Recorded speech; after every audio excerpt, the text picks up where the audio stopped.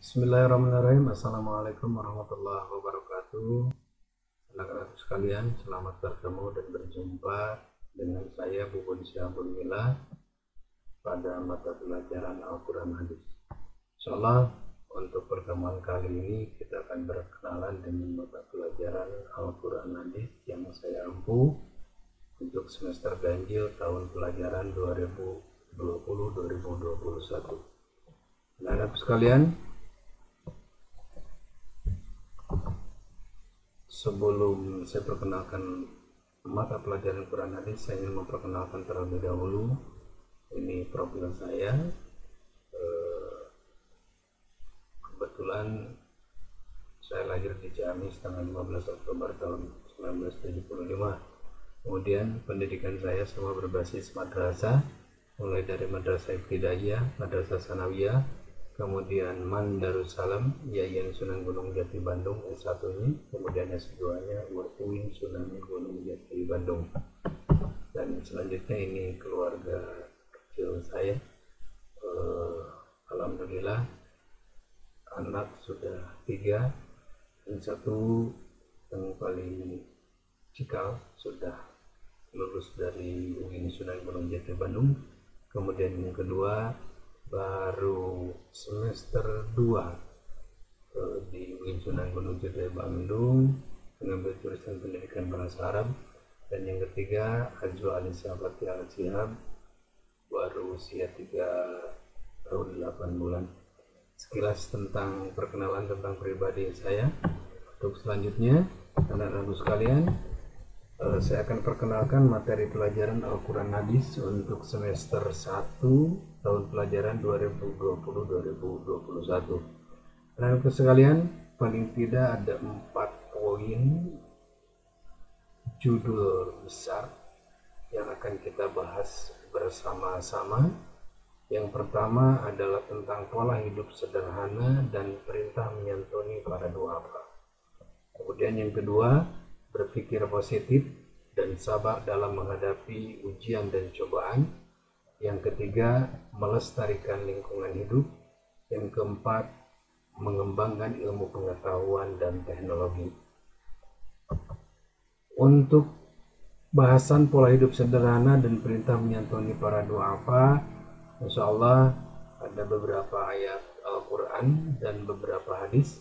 Di antaranya surat Al-Furqan ayat 67 tentang kesederhanaan, kemudian surat Al-Isra ayat 26 sampai 27, kemudian 29 sampai 30 tentang kesederhanaan dalam hidup, kemudian surat Al-Qasas ayat 79 sampai 82, surat Al-Baqarah ayat 177 tentang beberapa kebajikan.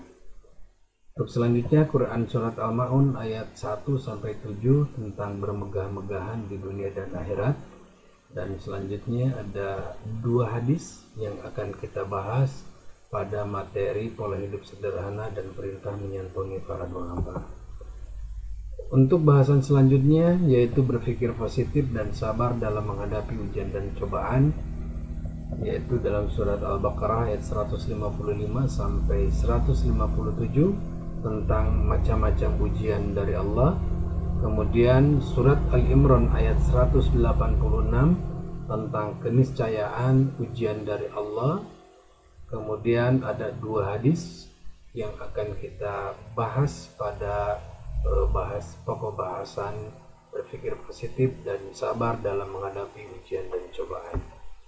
Untuk selanjutnya pokok bahasan melestarikan lingkungan hidup, yaitu Quran surat Ar-Rum ayat 41 sampai 42 tentang kerusakan alam di bumi, surat Al-A'raf ayat 56 sampai 58 tentang larangan berbuat kerusakan di bumi, kemudian Quran surat Shad ayat 27 tentang penciptaan alam dengan benar.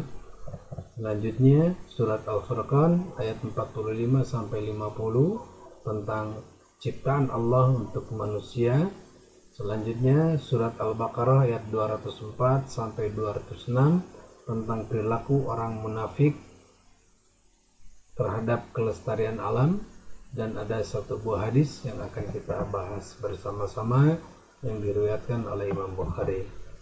Dan pokok bahasan yang terakhir untuk semester ganjil ini yaitu mengembangkan ilmu pengetahuan dan teknologi, yaitu surat Al-Alaq ayat 1-5 tentang perintah membaca, kemudian surat Yunus ayat 101 tentang perintah memperhatikan gejala alam, kemudian surat Al-Baqarah ayat 164 tentang fenomena alam sebagai sumber ilmu pengetahuan, kemudian surat Al-Hujurat ayat 6 tentang sikap selektif, dan satu buah hadis yang diriwayatkan oleh Imam Abu Daud dari Abu Darda. Anak-anakku sekalian, paling tidak itu 4 pokok bahasan dengan beberapa surat dan beberapa ayat, kemudian ditambah dengan hadis-hadis yang akan kita bahas di semester ganjil ini. Anak-anakku sekalian, sehubungan dengan masih dalam suasana COVID, tentunya kita tidak bisa bertatap muka secara langsung, maka insya Allah metode pembelajaran yang akan saya gunakan diantaranya yaitu kelas virtual. Kebetulan Man Bandung Barat sudah bekerja sama dengan tim Kuiper menyediakan kelas virtual. Insya Allah kita akan gunakan ini. Kemudian kita juga akan gunakan Zoom meeting. Untuk itu anak-anak sekalian, saya mohon kalian bisa mengunduh aplikasi Zoom ini, kemudian kita gunakan Google Form sebagai sarana, baik itu untuk pelatihan soal-soal atau ulangan harian dan lain sebagainya, kemudian Google Drive dan WA Group sebagai salah satu media komunikasi kita. Dan tentunya ada beberapa media lagi yang bisa kita gunakan demi kelancaran pembelajaran ini.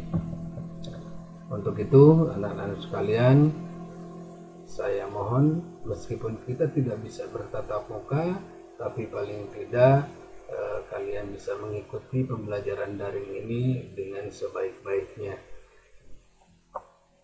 Mungkin sebagai perkenalan dari saya dicukupkan sekian dulu. Kurang lebihnya mohon maaf. Billahi taufiq wal hidayah. Assalamualaikum warahmatullahi wabarakatuh.